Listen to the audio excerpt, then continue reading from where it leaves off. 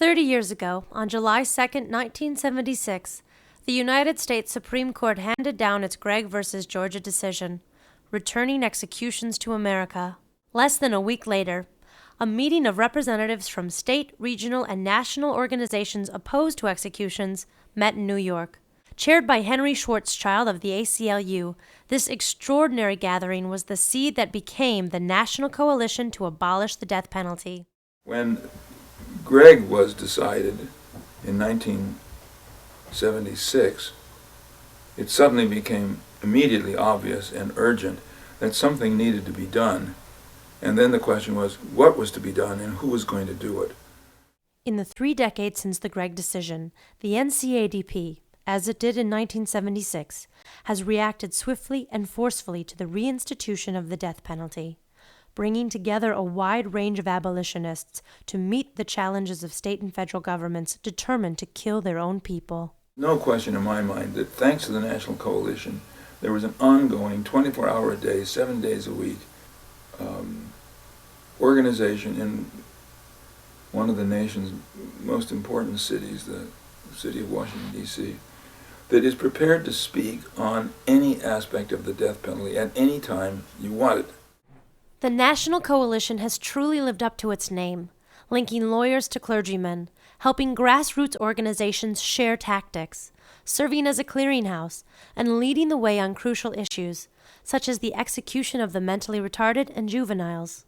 The National Coalition has helped bring murder victims' families and death row exonerees into the fight against state-sanctioned killing. In its 30-year history, the NCADP has had one overriding goal: to put itself out of business.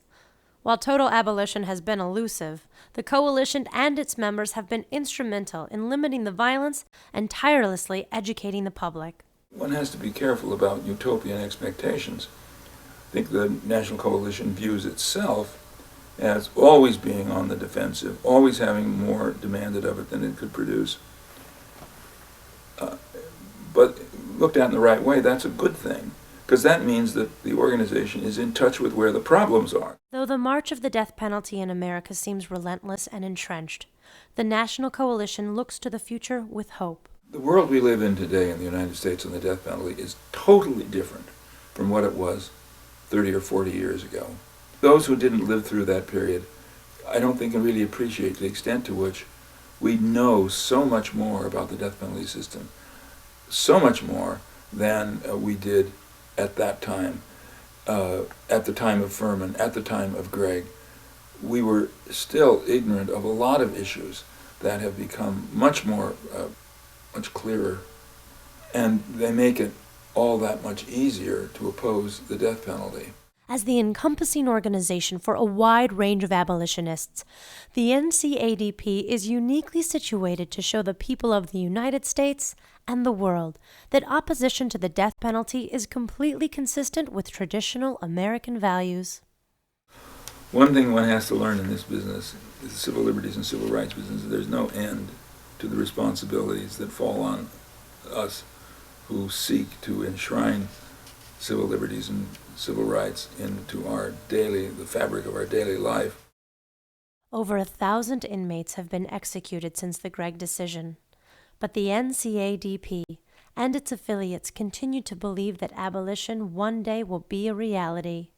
By working together as we have for the past 30 years, opponents of capital punishment can find the strength to speak truth to power, and one day, not far off, defeat injustice.